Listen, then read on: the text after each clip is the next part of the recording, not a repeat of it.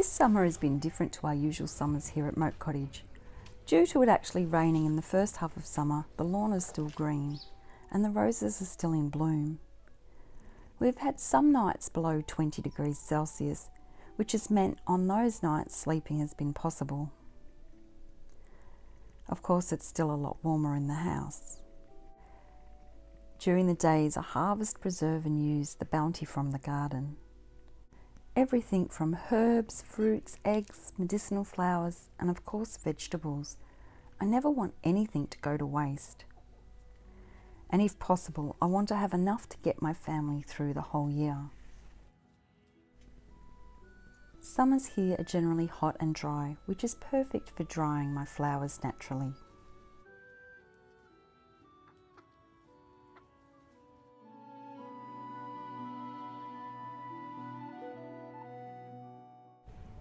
Harvesting the produce daily is a good opportunity to have a look at the garden and see how everything's going, if anything's being bothered by pests, if anything needs a water, if anything's getting watered too much. It's a good opportunity just to have a look and see what's going on while you're picking the fruit and vegetables. Once my flowers and medicinal herbs are dried, they're ready for processing. I grind some up and store them as powders, and some I store whole. And as you can probably imagine, the rose and lavender smell amazing once they're ground up.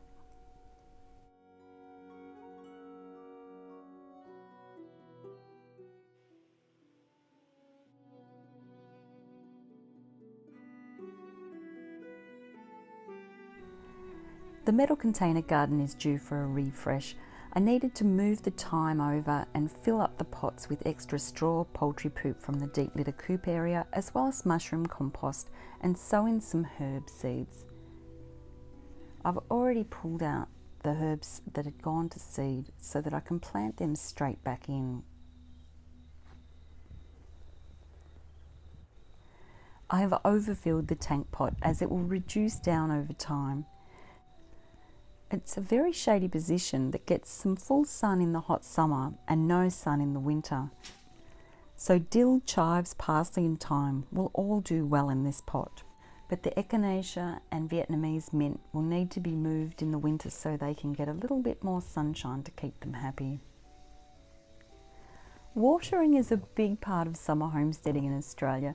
It's the driest continent on the planet.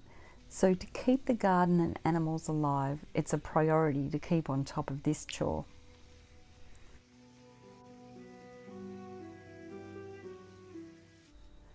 I change the water in the dog's bath every 5 days. This gives them a permanent water source to cool off whenever they want in the warmer weather. And any mosquito larva is emptied out and dries up and dies before it turns into a mozzie, breaking the life cycle of the mosquitoes. I cover the plug with a flat rock and a big paver to stop jet from chewing up the plug.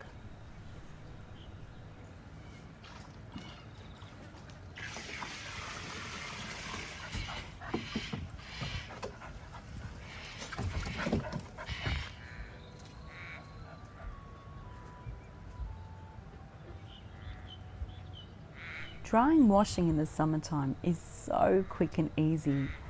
On very hot February days, I can almost start taking the washing off the line as soon as I've finished hanging the last garment. I've been using these metal pegs for a few years now, and they will be something I will be able to pass down to my grandchildren. They don't deteriorate like the plastic pegs, which break down and leave residue once they get old before breaking. And I love how they can hold a coat hanger, perfect for space saving on those busier washing days. These are frozen youngberries from my garden, and I'm using them to top my homemade yogurt. And this passion fruit is from last autumn's harvest, so I grew enough for my family for the whole year. I've mentioned many times before that we don't have air conditioning, so in late summer we don't use the oven because that would warm the house too much. I cook meat in the slow cooker, and I make flatbread on the stovetop instead of baking focaccias in the oven.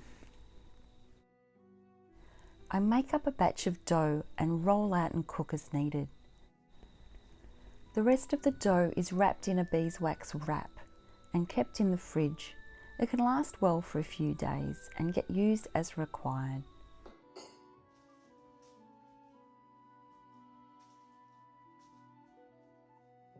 There's something therapeutic about rolling out dough. I find it very calming.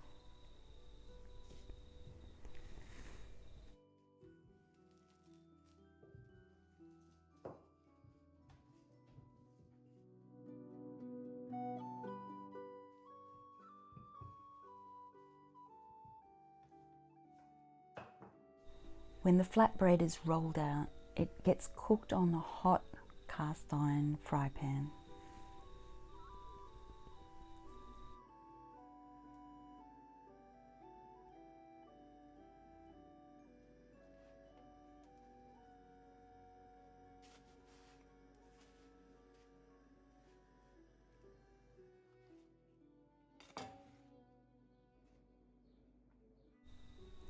We use as many fresh tomatoes as we can while they're coming in out of the garden. The excess tomatoes are washed. I remove the green stalk and freeze them. I will can them up in the autumn when I have plenty frozen and it's cooler weather for canning.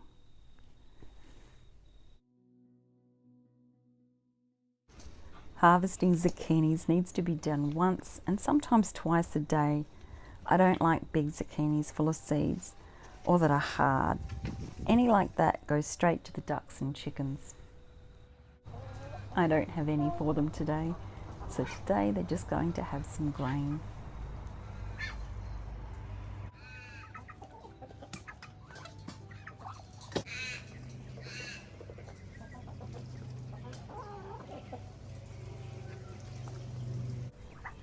I spend time every day watching my birds to check up on them and see how they're going and just enjoy their company.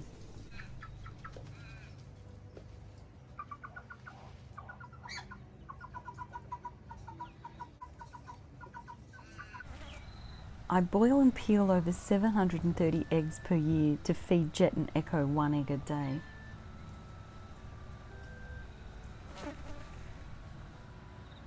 So that gives me plenty of eggshells to dry out in the sunshine and grind up.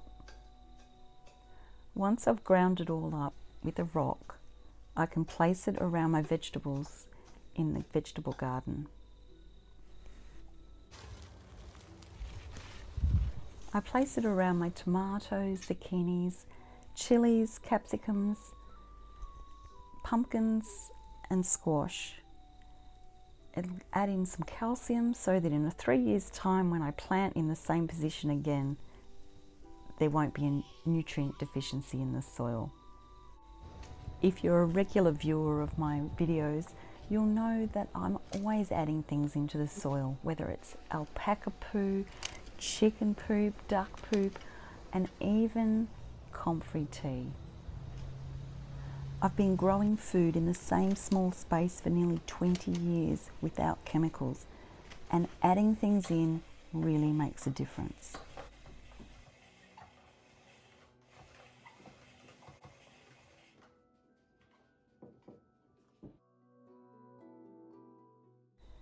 Without air conditioning, much of summer is spent outside in a shady position because it feels cooler outside because of the breeze. And I'm always looking for new ideas on how to preserve things that I grow. Thanks for watching. I'll see you in the next video.